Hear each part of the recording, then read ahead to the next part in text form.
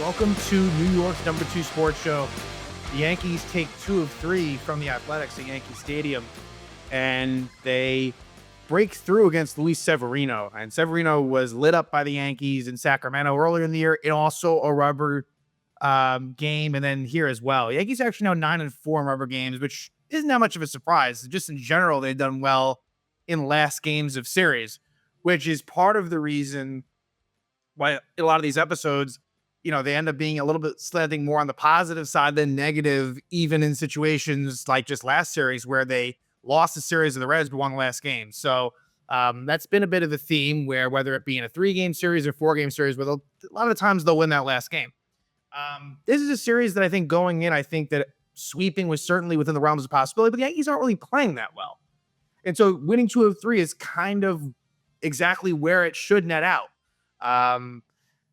Yankees offense really, was held down very much so by the Athletics in the first 2 games of the series, but in game 3 against Severino, it was at a really rough year with the Athletics after a bit of a resurgence with the Mets last year, coming off of a really bad 2023 season with the Yankees and his last season with the club. So I'm not ready to say the Yankees, like, here it is, this is going to get them going, because it was a pretty good circumstance, to be fair. Now, hopefully, big Blue Jay series coming up, 4-game set in Toronto, their first series in Toronto this year. I believe they have another one, like maybe 3 or so weeks following in Toronto as well. So as far as the July schedule is concerned, a decent amount of Blue Jay action. But Yankees record after the win improves to 48-35.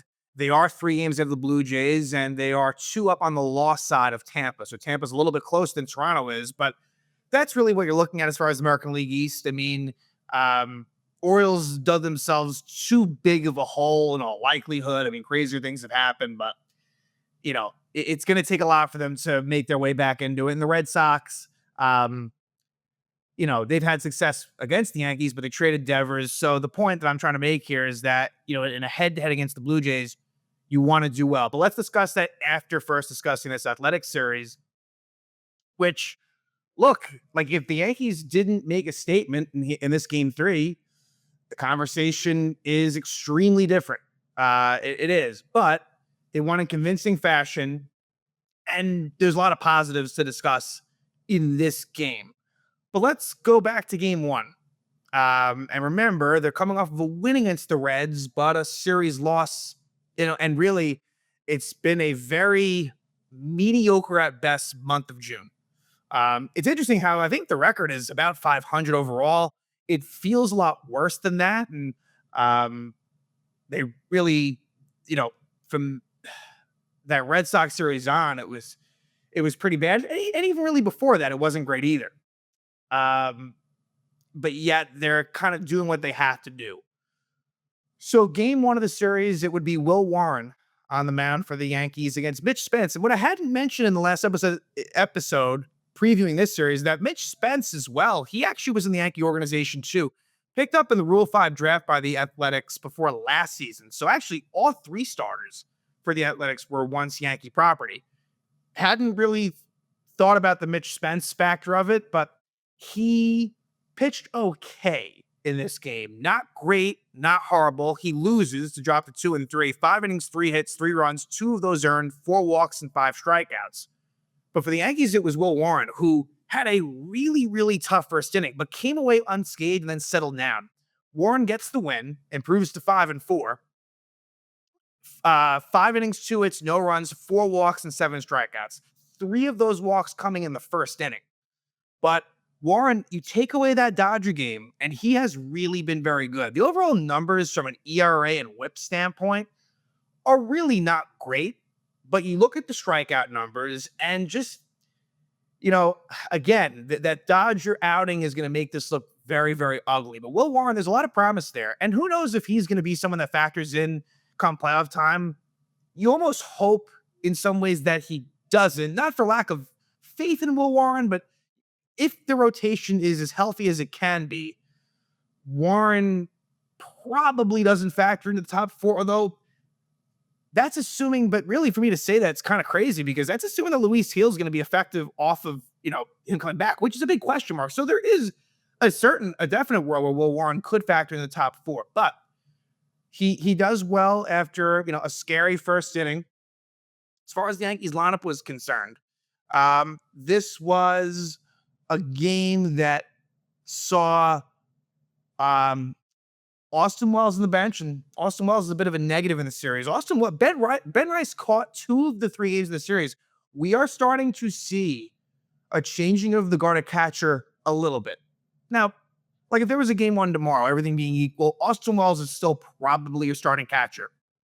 But that leash is not long because he has not been very good lately, and Rice has just been a good contributor and has looked pretty good defensively too, which is encouraging. But Wells is on the bench. But beyond that, it would be Jason Dominguez as well that would sit. And right, Dominguez sits, and besides that, the lineup was fairly normal looking at this point. So really the key was Warren gets out of the bases loaded 2-out jam against Gio Urshela, the former Yankee. He strikes him out looking. Warren had thrown about 35 to 40 pitches in the first inning. He was on the verge of just not being able to finish that inning based purely off the fact that his workload was just too much. But he was able to buckle down and get out of it. And then the Yankees get on the board about in the second, and it's Jazz Chisholm Jr., who really has been very good since he's come back off the IL. Really been one of the best hitters in the American League from a power standpoint, just in general. He's had a good batting average too, really good OPS, which is really more of the slug. But 12 homers for Jazz with that homer there off of Spence to give the Yankees 1-0 lead. Then in the third, it would be Cody Bellinger with RBI single. So for Bellinger, and he's been kind of getting going lately as well, Cody. They walk Judge. And at this point, Judge, who by the end of the series gets going, but really at this point, Judge is not doing amazingly well. A lot of strikeouts. And I think that it was an interesting move. Now, I know that Aaron Judge is Aaron Judge, but Spence struck out Judge in the first inning. And yet they decided to go after Bellinger, where, it was righty versus righty, Spence Judge, but Cody Bellinger makes him pay. That's the key. If you're going to do that, you got to make him think twice. And Cody Bellinger gets an RBI single to knock in Anthony Volpe, who had a leadoff walk. And those walks come back to bite you. They always do. Bottom of the fourth, little bit of a fortunate situation. Bases loaded, 1 out, and DJ LeMahieu hits what probably should have been a double play. Wasn't hard hit, but Mitch Spence was unable to field that cleanly. Either he needs to field that cleanly or let it go, and it's a 6-4-3. It's one of those situations where him deflecting it causes a worst-case scenario for the Athletics, and it's 3-0 Yanks. So the Yankees actually didn't score any more in the game. Only those 3 runs, and that's the disappointment. Against an Athletics team that I understand part of it's them being in Sacramento, but it's not a good pitching staff, just in general. But the 3 runs were enough because Will Warren just was great, and the bullpen. The only little bit of a scare was the 6th inning. So Warren pitches the 5, qualifies for the win, and gets it. Nick Kurtz, the leadoff single on a play that DJ LeMahieu could have made. Or when I say could have made, I should say most second basemen should make that play. And then the next play, Tyler Soderstrom reaches on an error by Jazz Chisholm Jr. And Jazz made a lot of good defensive plays at third in game 3. However, I still think ideally Jazz would play at second and you find a third baseman. I don't like LeMahieu at second, Chisholm Jr. at third. That combo is problematic defensively. Just is. However, Tim Hill gets Gio Urshela to ground into double play, and then JJ Bleday to strike out. So nice job by Hill. It wasn't his fault that the situation happened in the first place, but he gets out of it. Then in the 7th, Fernando Cruz is locked in right now. He goes 1-2-3 with a strikeout. Luke Weaver, he puts up a 1-2-3 inning with a strikeout. And then in the 9th inning, Devin Williams, who is the clear closer, he goes 1-2-3 with a strikeout as well. Tim Hill gets his 6th hold. Fernando Cruz his 9th hold. Luke Weaver his 7th hold. And Devin Williams gets his 11th save. Yankees win game 1 3-0. it was way closer than it ever should have been. Again, the offense really, it only had 4 hits, 2 by Bellinger, the homer by Chisholm Jr., and that lucky hit by LeMay, which should not have been a hit. So we go to game 2, and the offense was actually worse in game 2. It gets shut out. It only gets 3 hits against former Yankee JP Sears. It's interesting. I had said in the preview last episode, previewing this series after the Reds won, that, and I think that it's true that JP Sears in at least one of his outings versus the Yankees, since he's been an Athletic, was really good. But I think the numbers actually stated the opposite, like that the Yankees had been really good against Sears. Now, part of that is I know this year Sears did well against the Yankees, and I do think there was at least another one in 23 or 24 that he was effective. But clearly the Yankees got to him. They didn't in this game. So in some ways I was, telling the future, I guess, the fact that the Yankees don't do well against Sears, and that was the case here. JP Sears improves to 6-7, 5 2/3 innings, 2 hits, no runs, 3 walks, and 4 strikeouts. And for the Yankees, Clarke Schmidt, he loses, drops to 4-4, 6 innings, 4 hits, 4 runs, 2 walks, and 7 strikeouts. It's unfortunate because Clarke Schmidt has been really good lately, coming off of that 7-inning no-hit outing against the Orioles. Been really good. But here, the 6th inning just does him in, honestly. His innings scoreless streak ends in the 4th inning at 28 1/3 innings, which is amazing. Gives up a solo homer, but then in the 6th, we'll talk about it, gets away from him to a point the Yankees can't come back. The Yankees are, I don't know in terms of, I know for a while there was 2 other teams, Texas being one of them, maybe Milwaukee. I don't know if that still exists. The Yankees could at this point be, they might at this point be the only team maybe that has not come back from a 3-run deficit. So once the Yankees are down 4-0, you kind of knew it was over, and just the offense wasn't doing shit anyway. In this one, as far as the lineup goes, Wells back behind the dish, Rice takes a seat, and then no Trent Grisham against the lefty as well, which isn't much of a shocker there. So 4th inning, let's just go there. There really wasn't much to speak of. And Aaron Judge came close to a couple of potential homers, but just wasn't able to take advantage of mistakes. The narrative changes because Judge ends up hitting 2 homers in game 3, but going into that, honestly, Judge had really been struggling. And as he struggles, so does the Yankees offense. But it leaves the series on a good note. So it's, again, if I had recorded this yesterday, the conversation would be a little bit different. That's how it goes. Because it seems like Judge is up in a lot of the biggest opportunities lately. 4th inning, Brent Rooker hits a 17th homer to give the A's a 1-0 lead. So Schmidt, that scoreless inning streak ends right there. And then we go to the 6th. Leadoff walk Lawrence Butler.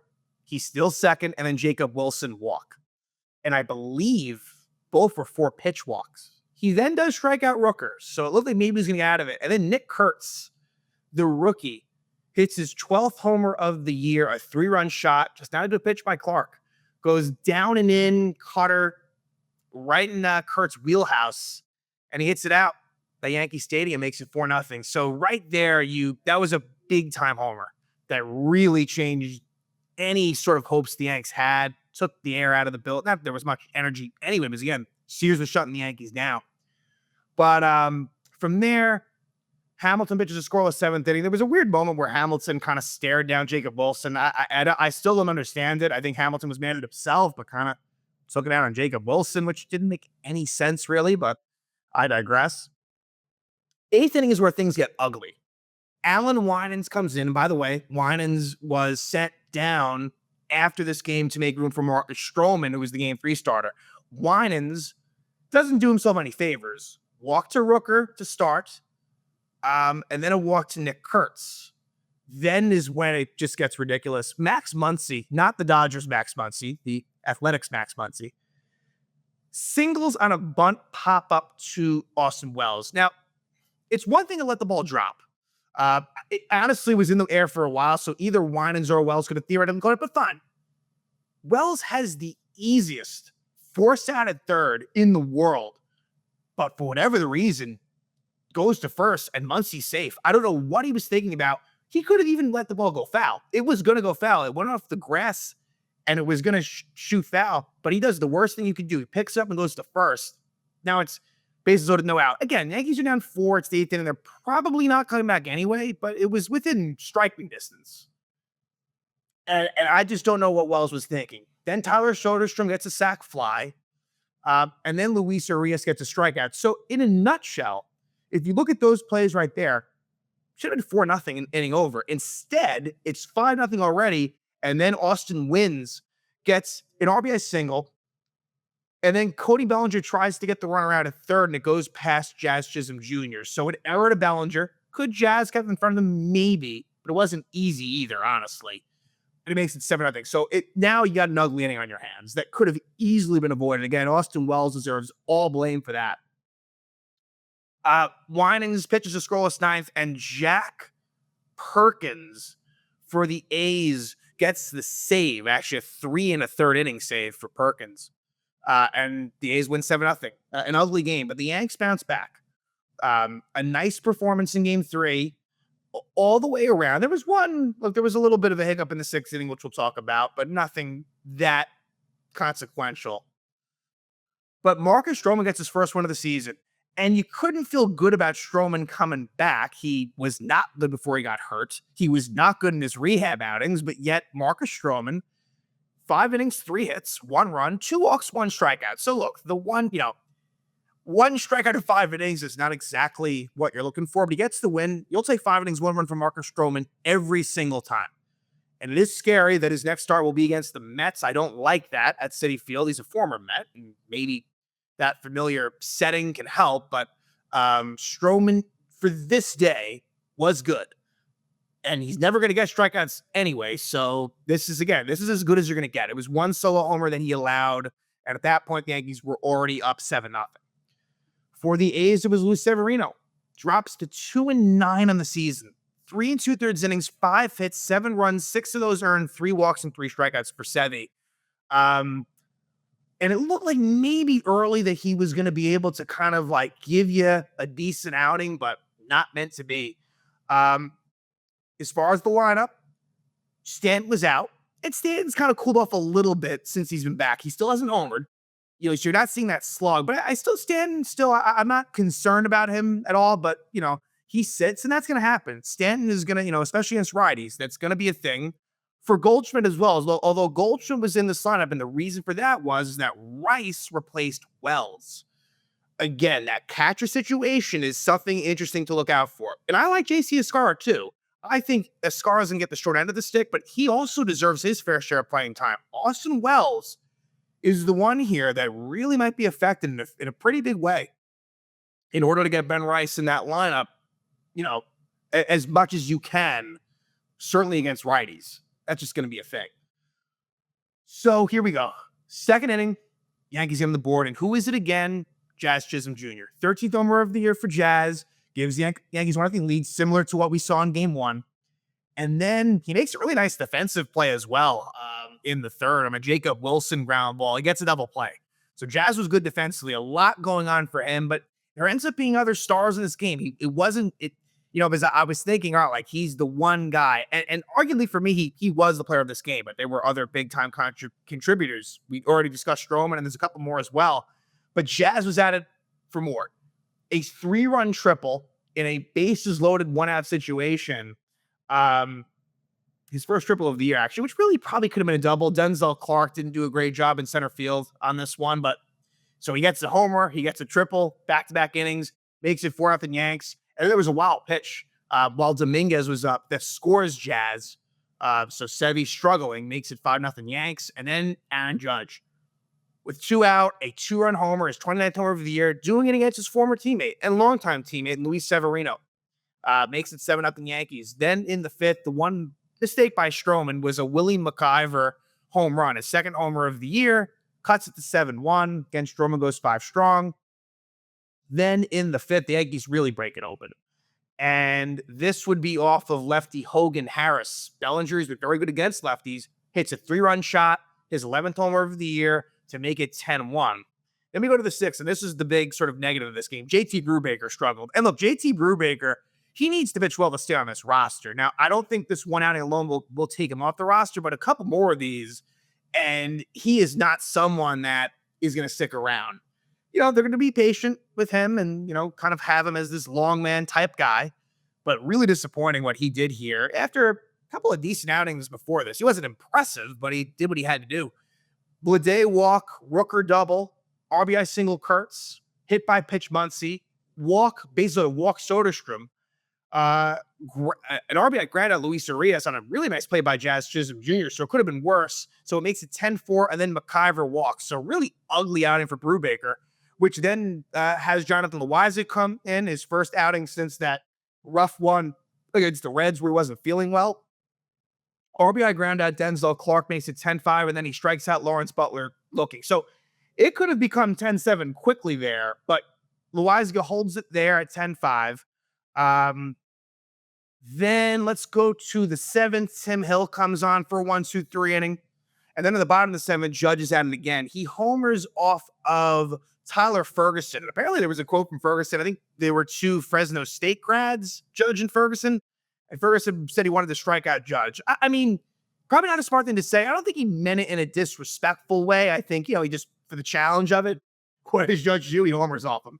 Second homer of the game, 30th homer of the year for Judge. And so just like that, 12-5 Yanks and Judge, 30 homers and 67 RBIs. Then in the 8th, Ian Hamilton, going back-to-back days, he would throw a scoreless 8th inning. In the bottom of the 8th, actually, Anthony Volpe gets ejected after a strikeout, swinging. He was upset with the first base ump, Chad Fairchild, who tossed him. And then at the top of the 9th, Luke Weaver, who, ideally you wouldn't have had to use him. I find it a little interesting they didn't go with Mark Leiter Jr. because Weaver had pitched on Friday, whereas Leiter Jr. hadn't pitched since that really, really long one. So something to keep an eye on. I almost wonder that Leiter Jr., if they really wanted to stay away from him, and again, no one said anything, and I guess if we see Leiter Jr. on the IL soon, then we know why. But they go with Weaver, and it's fine. 1-2-3 inning. Yankees win 12-5. They win the series. So now it is Yankees Blue Jays, and the pitching matchups are as follows. Some interesting ones, honestly. Some pretty big names on both sides. Rodon versus Max Scherzer. So Scherzer just recently returned from injury. That one is really slanted in the Yankees' direction. Now, I'm thinking about last year, where Rodon really, really struggled in Toronto. So that's a thing for sure. But at the same time, again, on paper, you can't hate that matchup. Game 2, out of all of them, honestly, I think that's probably the Yankees' most favorable matchup. 2 is Max Fried versus Kevin Gausman, and this comes kind of in as a close second, because Fried's done what Fried's done, and Kevin Gausman, even though, he's coming off a really good outing, and Gausman's numbers are okay, but the Yankees lately, in the more recent version of Kevin Gausman, have gotten to him. I mean, they really got to him really good in his outing earlier in the year at Yankee Stadium. He was pretty much horrific. He had 5 walks and less than 3 innings. He had 6 runs. So that one, again, is decent. And then games 3 and 4 probably even themselves out a little bit. Will Warren against Jose Barrios. And if I remember correctly, I believe Barrios actually pitched well. Yeah, he did. Barrios pitched well against the Yanks earlier in the year. And Will Warren will go for the Yankees in this one. And then game 4 is going to be between Clark Schmidt and Chris Bassett. Now, Chris Bassett is coming off of getting beat up pretty good at Fenway Park. Bassett, he didn't do so well against the Yankees early in the year, but he's had success in the past. I remember a lot of good outings that he's had, so we'll see.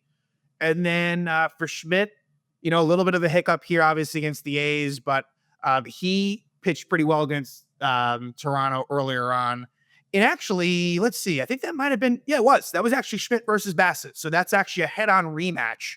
And that was game 2 of that doubleheader at Yankee Stadium, which Schmidt ultimately outdueled Chris Bassett. So we'll see. But, again, Yankees up by 3 games, but the Yankees have struggled against the AL East. They did take 2 of 3 at Yankee Stadium. This is a series where I look at it, would be thrilled to take 3 or 4, but I don't know how easy that will be. I just want to see real quick here if Toronto, if there's home road splits. There is. Toronto's 25-16 at home. So I'd be thrilled with taking 3 or 4. I think more realistically, I think a split is something that, everything being equal, I can live with that, especially with the Yankees being the team that's up, 3 games in the division. They can kind of more afford to just keep things even. So we'll see what happens. But Yankees are able to take 2 of 3 from the A's. They really get to Luis Severino and hope that somehow they can take some of that offense into Toronto in what will be a very interesting 4-game set against the Blue Jays.